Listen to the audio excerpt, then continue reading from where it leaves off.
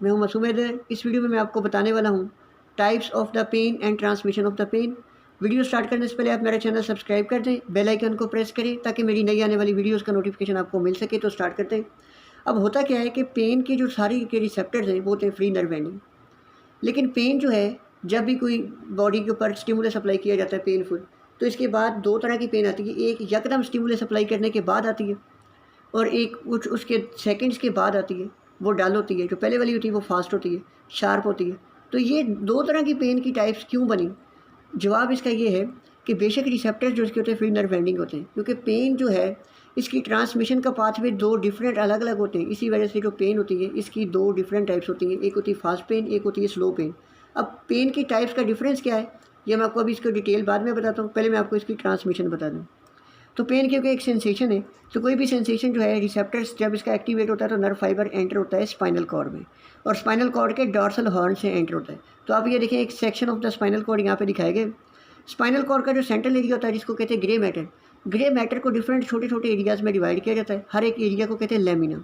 और ये जो बाहर वाला एरिया जिसको कहते हैं वाइट मैटर, जिसको मैंने ये अभी लेबल किया, वाइट मैटर को कहते हैं कॉलम्स। जैसे ये बाहर वाला ये फ्रंट पे पड़ा हुआ है तो इसको कहते हैं इंटीरियर वाइट कॉलम, ये पीछे है तो इसको डॉर्सल वाइट कॉलम, ये लैटरल वाइट कॉलम। इस तरीके से इसको नंबरिंग की गई है। अब जो फास्ट पेन होती है ना, जो कि स्टिमुलस के अप्लाई करने के फ़ौरन बाद स्टार्ट हो जाती है, इसको कैरी कर रहे होते हैं ए डेल्टा फाइबर। और ए डेल्टा फाइबर जो है इनका जो पाथवे होता है, इस पाथवे को कहते हैं नियोस्पाइनोथैलेमिक पाथवे। अब मैं आपको बताता हूँ ये कैसे होते हैं। ये फाइबर एंटर हुए स्पाइनल कॉर्ड के अंदर डॉर्सल हॉर्न से, और यहाँ पे ये आपको डिफरेंट लेमिना नज़र आ रहे हैं। ये जो लेमिना 1 है इसको कहते हैं लेमिना मार्जिनैलिस। ये आपने इंपॉर्टेंट एमसीक्यू है, याद रखना है कि लेमिना मार्जिनैलिस क्या होता है। 1 लेमिना को कहते हैं लेमिना मार्जिनैलिस। ये यहाँ पे ख़त्म हो गए।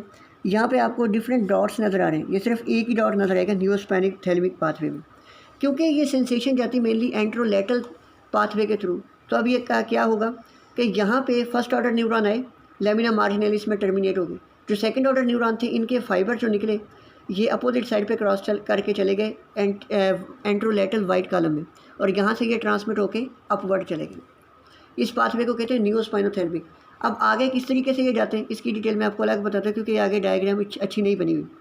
जबकि आपको हिंट दे देता हूँ कि पहली स्पाइनोथैलेमिक फाइबर पाथवे जो होता है इसमें होता क्या है, ये स्लो पेन के लिए होता है। टाइप सी फाइबर आते हैं, dorsal horn of the spinal cord center होते हैं, और ये लेमिना 2 और 3 में पहले आते हैं। और इस लेमिना 2 और 3 को कलेक्टिवली कहते हैं सब्सटेंशिया जेलेटिनोसा। आपने ये याद रखना है कि सब्सटेंशिया जेलेटिनोसा 2 और 3 को कहते हैं। फिर ये बार बार साइनेप्स करते लेमिना 3, 4, 5 में आ जाते हैं, जबकि मैंने बताया था न्यू स्पाइनोथैलेमिक में सिर्फ एक ही बार साइनेप होते हैं। अब ये मल्टी साइनेप करने के बाद फिर क्या होते हैं, जो लेमिना 5 होता है ना, 5 में साइनेप्स करने के बाद जो न्यूरॉन्स होते हैं उनके फाइबर अपोजिट साइड पे जाते हैं और फिर ये अपवर्ड चले जाते हैं।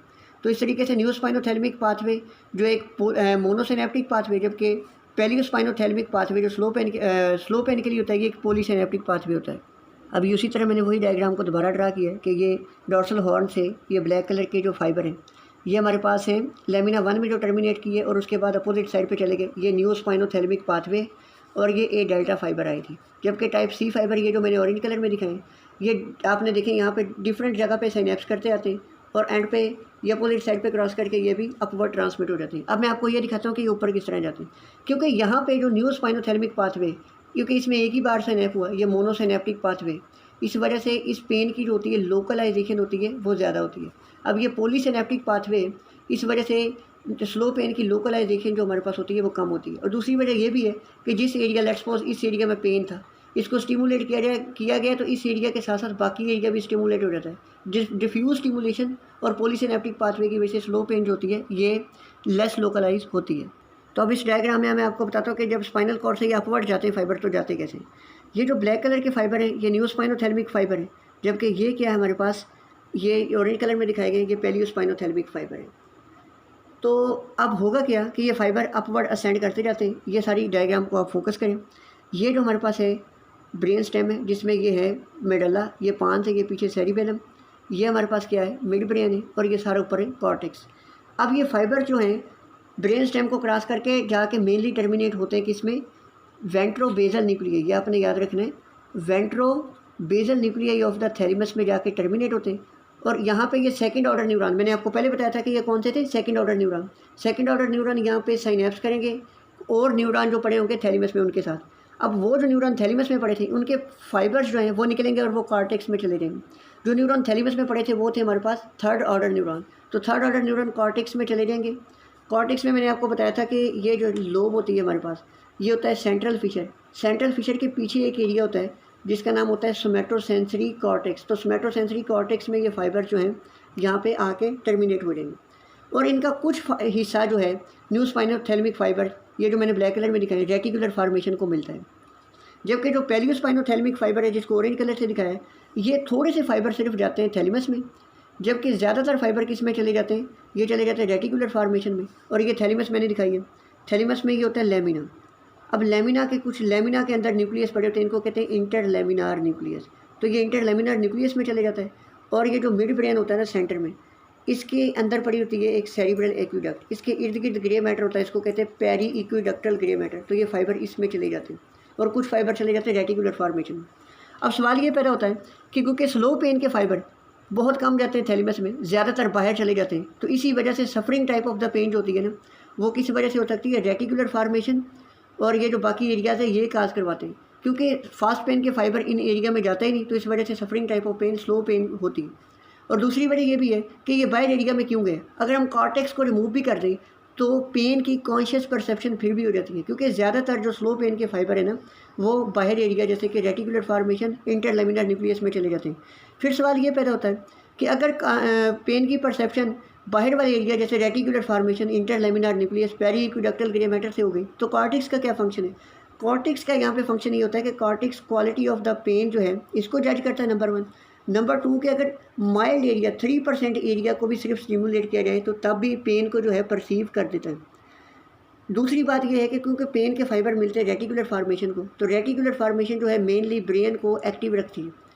जब ये इसको फाइबर मिलेंगे तो जिसकी वजह से पेशेंट ऐसा है जिसको पेन होगी तो पेन सारी रात नहीं सो सकता, उसकी वजह ये होती है कि मेनली जो फाइबर मिलते हैं रेटिकुलर फॉर्मेशन को, रेटिकुलर फॉर्मेशन ब्रेन को एक्टिव रखता है। अब कुछ मैं इंपॉर्टेंट डिफरेंसेस बताने वाला हूँ फास्ट पेन और स्लो पेन में, ये बहुत इंपॉर्टेंट है। वाइवास में अक्सर पूछ लेते हैं कि सब मोडेलिटीज़ ऑफ पेन क्या होती हैं, इनके डिफरेंसेस बताएं, या ऐसी क्यों आ जाता है, तो आपने याद रखना है। पहला क्या है कि टाइम, जब भी स्टिमुलस कोई आया है, स्टिमुलस के अप्लाई करने के लेस देन 0.1 सेकंड अगर पेन होगी तो ये फास्ट है, अगर ग्रेटर देन 1 सेकंड ले रही तो ये स्लो है। इसका जो न्यूरो ट्रांसमीटर फास्ट पेन का ये होता है ग्लूटामेट, जबकि स्लो पेन का न्यूरो ट्रांसमीटर होता है सब्सटेंस पी। फास्ट पेन का दूसरा नाम होता है शार्प पेन, एक्यूट पेन या इलेक्ट्रिक पेन। स्लो पेन का दूसरा नाम होता है डल पेन, थ्रोबिंग पेन या नोजियस पेन। अब जो फाइबर ट्रांसमिट करते हैं फास्ट पेन होते हैं ए डेल्टा फाइबर, जो स्लो पेन ट्रांसमिट करते हैं वो होते हैं सी फाइबर।